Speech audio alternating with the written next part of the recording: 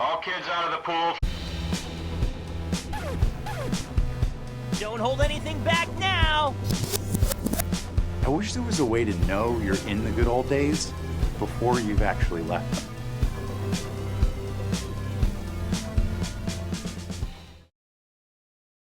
It goes without saying that the toy industry is still one of the biggest out there, as those of us who grew up with action figures, plushes, and playsets remain connected to them in some way today. For me, this has mostly been through action figures, and over the years, I have, as you can see behind me, oh wait, let me adjust the focus. There we go. I have remained a collector of video game and anime figures for most of my adult life. But I will say that a lot of these figures, and even the way in which I acquired them, is far different than it was 20 years ago. You all know that feeling. Walking down the toy aisle of Toys R Us, KB Toys, or a big box retailer like Target, asking your parents if you could please have the Zabuza figure because it was rare and you needed him to battle with Kakashi, and then being told to put him on your birthday list. But of course, this just doesn't stop at licensed figures, and it spans across all types of toys. Really anything that was available throughout the late 90s or early 2000s era, at least for me. Yes, I can think of many products that were around back then that we don't really see nowadays that I really wanted or at least knew about, and you guys did too. My last video on forgotten and obscure toys really resonated with people, and with suggestions from you guys, as well as a few more of my memories that came back to me, it made me want to make another video about them. We'll be doing that again today, in the newest installment of Forgotten Toys. Let's start the video off with a topic that I almost covered in my original Fad to Forgotten series, but it never quite got its own episode. The comments in my last video also mentioned these guys a lot, and even though they're not the most obscure or forgotten toy, I feel like you had to be there to really experience them firsthand. These are Crazy Bones, the original releases from the late 90s and early 2000s, excluding the 2010s reboot. Although at this point those could probably be considered their own Fad and Forgotten line too. But growing up in the 2000s, Crazy Bones were like the perfect little item to ask your parents for at the store. They were cheap, fun to collect, and you never knew which ones you were going to get. The original line launched in the US in 1998, and came in shiny foil packs with 4 different characters. Each one had their own name, sculpt, and personality, according to the lore. Starter sets were also released, which included a book checklist and coffin carrying case, which yes, I did have growing up. The book itself also included guides for how to actually use the figures in different games, but I don't remember ever playing the games themselves, at least according to the rules. I just liked collecting them. The original series of figures was numbered 1 through 60 and was very successful in its first year.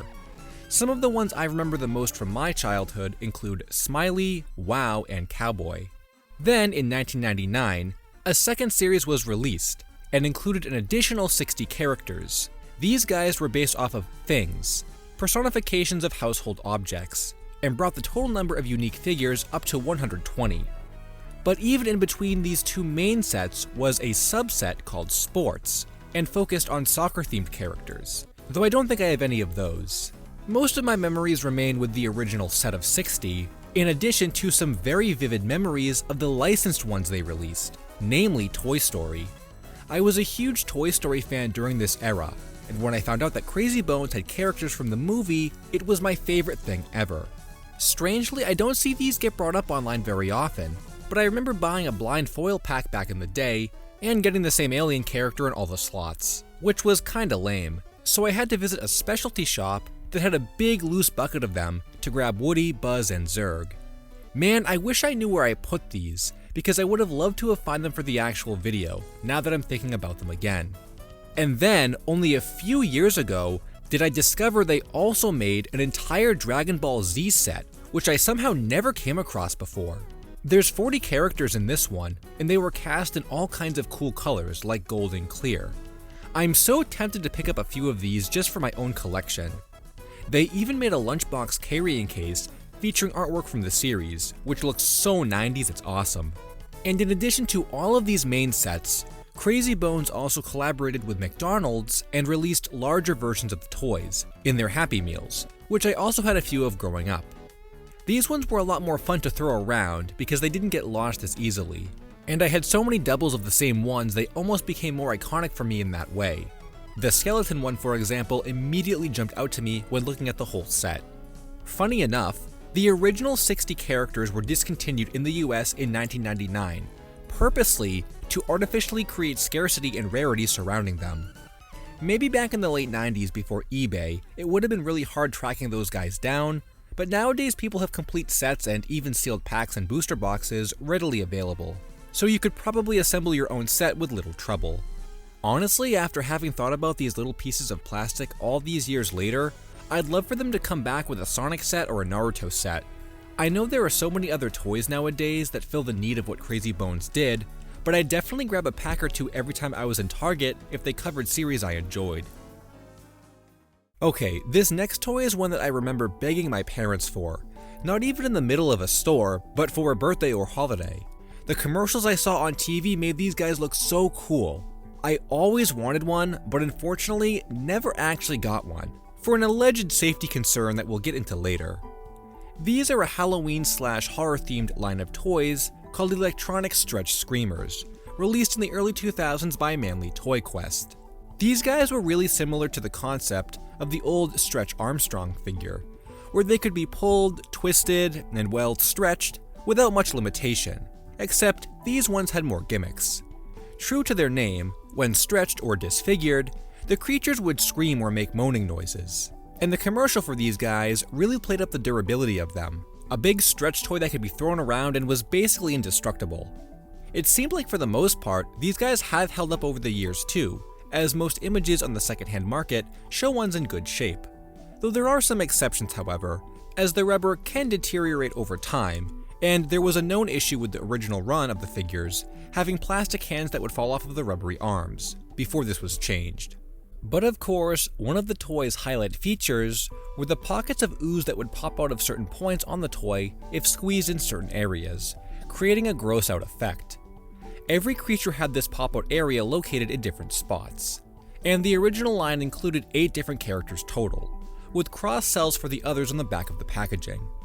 The boxes themselves are bright green and feature a window box display, so the toy could be activated while still inside the packaging.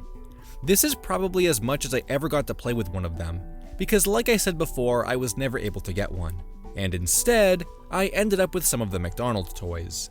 Yes, this is another one of those fad series that was popular enough to get fast food products, which arguably became more memorable than the actual toys themselves. These released in 2003 and included 8 characters, though curiously they were not one-to-one with their retail counterparts. It seems like some of these guys were inspired by the real toys, while others were completely original. Each one had their own gimmick that could be activated by interacting with the figure in various ways. I remember liking the skeleton a lot, even though he just wiggled back and forth. And the cyborg guy had liquid inside of him that moved when a button was pressed, and I think he had rubbery arms too. But it wasn't quite as much fun as the real ones probably would have been. Apparently there were a lot of sublines in this series too, including oozers that came with goop that poured out of their bodies, and then blister beasts, which was a line of 4 characters specifically redesigned to include more of those pop-out balloon sacks present in the originals. And this is why I think I never got the real ones. While I can't find any record of it nowadays, I recall back in the day, my dad told me about a story he had seen online where one of those balloons popped while a kid was playing with it, and the gel inside of it either burned his face or flew into his eye, something like that. I don't think there were any temperature elements to these toys, so that doesn't seem quite right, and now that I think about it, maybe it was just made up as a way to get me to stop asking for one. But I did find mentions that the McDonald's toys were recalled, so maybe he was reading that instead, and so who knows. A lot of these subset figures seem to be quite rare on the secondary market too, so they probably didn't make as many of them, or maybe they were more prone to deterioration and thrown away. Believe it or not, 3 characters were remade and re-released in the UK as recently as 2016, but it seems like the line didn't gain as much traction as it did in the early 2000s. The next topic is one that I can thank the comment section on the last video for, in its entirety, because until looking this up, I had completely forgotten they existed, which is strange because they were released in 2004, so I should have had at least some memory of them, whether that was seeing them in stores or hearing about them in school. These are Aqua Pets, released by Wild Planet, and is an interesting take on the virtual pet genre of toy. I think a lot of people were comparing these in their uniqueness to Mimebas specifically. So what exactly is an Aqua Pet? Well, like the name suggests, it's a little character that lives inside the water, housed within a plastic tube, and can move around and interact with the user upon pressing the buttons on its base, or by directly talking to it. Originally, this toy was released in Japan under the name Puku Puku Angel, but when localized changed the series name. But yes, just like most other fad toys, they were all characters, in attempts to make them feel more alive, as depicted in the commercial. And according to the commercial, the pet could sing, eat, play, and dance, all through voice recognition. On a more technical level, this is achieved with a microphone and speaker being located into the base, allowing for voice interaction when spoken into. Apparently, the Aqua Pets could even speak to each other if two pets were close by. And it's been stated that the more interaction the player has with the pet, the more the pet will interact in return, which is a cool feature to encourage more playing with the pet. After watching this commercial, I can definitely say I remember seeing this on TV, but what I find most surprising is that advertising after this initial launch seems to be non-existent, or at least very rare. According to Wild Planet's website, there were a total of 4 waves released, containing 6 characters in each, until they were discontinued in 2006. Thankfully, the Aqua Pets website is still partially viewable on the Wayback Machine, and most of the character bios have been saved or reposted elsewhere. In 2007, they were winding down, as at that point, the website listed all of the ones they were no longer printing, and then shortly after, a screen that outright stated the line was over could be seen, and was replaced with a toy line called Purse Pals, which I have never heard of. Does anyone out there remember these at all? To this day, documentation and playability with Aqua Pets is fairly scarce online outside of the website. Not to mention, when I tried looking up some gameplay demonstrations, I came across a horrible discovery. Since these toys are filled with irreplaceable water, that means over time it will either evaporate, fog the glass, or in some cases turn gross and black. This means that even sealed ones which were not stored correctly can deteriorate in the package, though there aren't really many out there for sale anyway. However, there is a tutorial that demonstrates how to clean the tube and refill the water, though this was not intended by the manufacturer. Still, it's cool anyone was able to figure out a solution to this problem. And to make collecting them even more complicated, just like most of the series I've mentioned so far, Wild Planet made spin-off series in between the years of the main line. These were called Liquifreaks and Dynamites. Looking back on these nowadays, I'm surprised I just didn't hear more about them, or remember them beyond the commercial. They do look fun, and even if you didn't really interact with it, the fact that it lives in water almost gives me a pet fish vibe, just without it actually being alive. Like, I could see having a bunch of these spread out in someone's room as decoration. Okay, for this next entry, we're going to go even further back in time than the early 2000s, or late 90s, and instead reach the mid-90s. But before I tell you what the topic is, I'm only going to give you a hint about it. When I say, did you have that giant castle toy growing up? What comes to mind? I'll give you a second to remember. If you thought of the Fisher-Price Great Adventures Castle, then you'd be correct. Holy shit, did this unlock a deep, deep memory inside my brain. When you guys would tell me in the Lost Media videos that some cartoon or some show I mentioned unlocked a memory for you, now I know exactly what that feeling is like. I was talking to one of my friends about old toys we had growing up, and when he mentioned this, I was like, whoa, you had that too? And apparently, a lot of people had this after I asked around about it. Great Adventures was a product line by Fisher-Price that took familiar adventure settings like the castle or a pirate ship or the pyramids, but built a whole playset around them. Until I looked into it for this video, I actually had no idea they did anything else other than the castle, since that's what everyone remembers, and what that one encompassed, because oh boy is that almost a rabbit hole in itself. The main part of this playset was the castle itself, which had a playable front and back portion. The front was equipped with a drawbridge that moved, a jail for the bad guys, and a friggin' cannon that could fire out plastic hollow cannonballs. The back had a few interior rooms too, for the characters to hang out in, and looking at some of these pictures again, I'm also forgetting that it had a catapult and secret hideout that could be pulled out from the wall. It was really outfitted with so many cool play features. I had fun with this thing for hours and hours.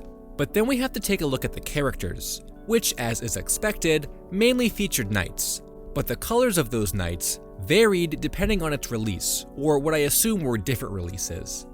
Mine were black and red, but it seems like some of the subsets or expansions had purple knights and even a wizard, which I never had either. But what I did have was this weird scientist inventor guy that came part of the Trojan Horse vehicle set. Oh man, did I forget about the accessories they made with this castle, and they were all equally as fun. Not only was the Trojan Horse hollow, so you could fit characters inside, but there was a button that brought his head down, so he could either pummel villains into the ground or ram his head into the sides of the castle. There was also a big purple dragon, which had a rod of fire that could be extended from his mouth by pressing a button on his tail, and a blue lance knight that came with this figure. But then there was even an ogre, or I guess he's technically called a giant as described by the packaging, which was basically just a big chunky piece of plastic with rubbery arms that could be stretched backward to club anything in his path.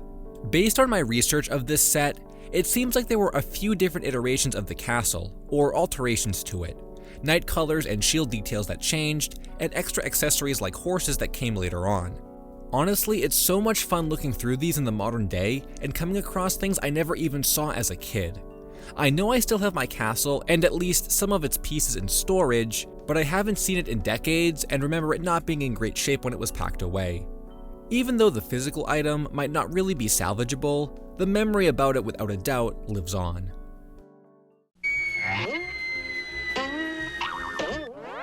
Patience, my pet, patience. The show will be right back.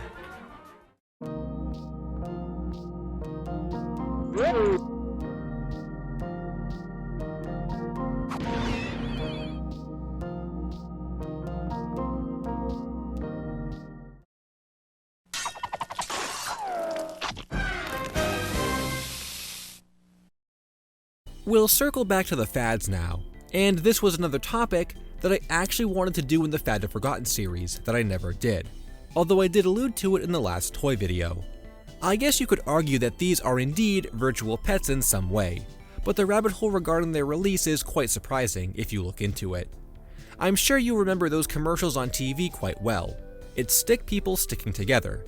Cube World, released in 2005 by Radica Games and Mattel.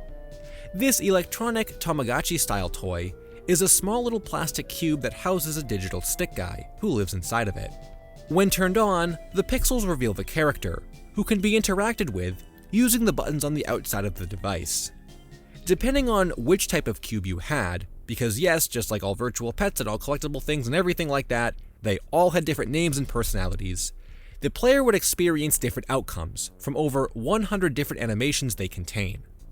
But of course, the bigger selling point in Cube World, and where a lot of the fun comes in, is buying more units to attach together, creating even more interactions and instances where characters will leave their own cube to hang out with another. There are even motion sensors in the device that allow for them to be turned upside down or shaken and still function, showcasing even more unique animations, as seen in the commercial. Up to 4 characters could be in one cube at a time, a system that works well, since waves were released in sets of 4, which were available in packs of 2 and sold for $30. Wikipedia, as well as the official website on the Wayback Machine, lists the characters' names and what their primary interest was, giving you an idea of what the cube contained. 5 main waves were released through the end of 2009, and included characters like Scoop, a dog lover, Mike, who was musical, and Slugger, a baseball player. While these are no longer being produced, that didn't stop Mattel from actually keeping a webpage up on their portfolio website showcasing the toys, which is cool to see that they haven't forgotten about them entirely, and there's a nice clean image of a pack still in its packaging. While I never had any of these growing up, they were certainly something I was interested in checking out, and I'm sure you could only imagine the mystery surrounding the interactions or animations that would have circled the playground, like secret animations your stick guy could perform, that somehow your friend was able to activate even though you were never able to. I always like trying to find demonstrations or more hands-on experiences looking at these fad toys, and I came across this one channel, GooMan130 on YouTube, with a complete collection of them. They explain some of the special and rare cubes, including jumbo ones, that came out around the time of Series 3, and allow for more games to be played and for the characters to visit more locations. And then there were Japanese releases, which are internally the same as the US ones, but did have different colors of external casing, and some of the characters' names were changed. A few of these releases are even some of the rarest ever made for the toy line, one of note being called the Beams Edition, which were special casing recolors of Series 1, and released in Japan only in conjunction with the Beams clothing store in Japan. Or the rumored Beams Edition Series 3, which might not have even come out and was only seen in this one photo. It's also cool seeing the Series 5 mod series lined up like this with their special packs, intended to unlock more animations if you had them connected to a string of mod cubes. But curiously, these mod packs are not compatible with the older series that were released, so if you only had one, like Gooman explained, then you couldn't actually use them to their full potential, which might have been lost on some players who didn't have more than one. Every cube, even the modules, had speakers in them, and made a collection of different noises and sound effects, which is demonstrated in full at the end of the video. This feels like one of those toy lines that's still modern enough and interesting enough that the addition of new animations or new concepts would catch the attention of fans if they tried bringing it back. I wanted to end the video with a deep cut, and if you've made it this far, there's a chance you might remember these as well. But then again, maybe not, because it seems like the internet barely remembers them either. And if it wasn't for the abundance of secondhand listings that show them, I think this line would actually just be forgotten. It was the combination of stretch screamers and crazy bones that got me to recollect this obscure memory for Silly Slammers. These guys were a big plush line from the late 90s, marketed for both its collectability and play feature. In the scarce amount of commercials that can be found online advertising these guys, their main gimmick is that each one had a voice box inside of it that talked back when slammed against a surface. Often they're depicted as being used to annoy others, so as a kid, the appeal to get these would have been to toss or throw them around with friends or at people. Honestly, it's a simple and fun gimmick, and with the wide variety of different characters available, there was something for everyone. Based on some of the earlier commercials I could find for them when the line began, they were all designed mostly the same. Colorful, ovally creatures with wacky faces and voices that matched their expressions. But then later as the line expanded, they started creating new patterns in different series for different types of people, like nerds, golfers, or wrestlers, along with holiday-themed ones too. In fact, I might have completely forgotten about these toys in their entirety if it hadn't been for the pumpkin that I had as a kid, whose name is apparently Gordy and the tag even sports a number, indicating that yes, this character was part of a master checklist, similar to Crazy Bones or Beanie Babies. Everything loved to do this back then. In this one eBay listing I found, it also lists a website on the tag, GibsonGreetings.com, which must be the parent company of the brand. There's a section on the website that lists Silly Slammers, but upon clicking it, it brings up a directory page. This is also from the same link that is displayed at the end of a Christmas commercial, so the website was either not saved properly, or they never really had a website up in the first place. No matter the case, they were also popular enough to get their own fast food promotion, this time Burger King in 1999, with a Halloween-themed collection of characters. And actually, in all the years I spent getting kids' meals, this is one set I almost completed in full, as I was only missing the witch. Similar to the Stretch Screamer McDonald's toys, it doesn't seem like the Burger King patterns were based directly on real ones, but your guess is as good as mine as to how many different main series plushes were made. According to a 1998 business report on the toys, a total of 80 different ones exist, so that's a good base. If anyone out there has a checklist or just photos of every single release, I'd love to see it. I also can't find any information specifically on when they were discontinued, but if I had to guess, I'd say the early 2000s. That's the point in time where most of these 90s crazes died out, and I guess there's only so much you can do with talking beanbags. Still, they're really fun to look at, and definitely emit that late 90s zany plush construction style. And there you have it, another round of forgotten, obscure, but also memorable toys from the late 90s and 2000s. Toy videos are some of my favorites to make, so as always leave some more suggestions if you have them in the comments. But I have so many different nostalgia-themed videos I want to cover, this is just the first one. It's funny when you actually sit down and think about the past, or just see a fast food toy in passing, or maybe a board game you had growing up, that all sorts of deep memories come back and it spirals into further and further rabbit holes. I hope you enjoyed this walk down memory lane, and until next time, Finn. A true ninja always stays on top of their training, just as a true viewer stays up to date with the latest videos. So, why not grab another cup of green tea and watch some more? I'd stick around this digital dimension myself, but I gotta get back to my teammates. See you in the next chapter.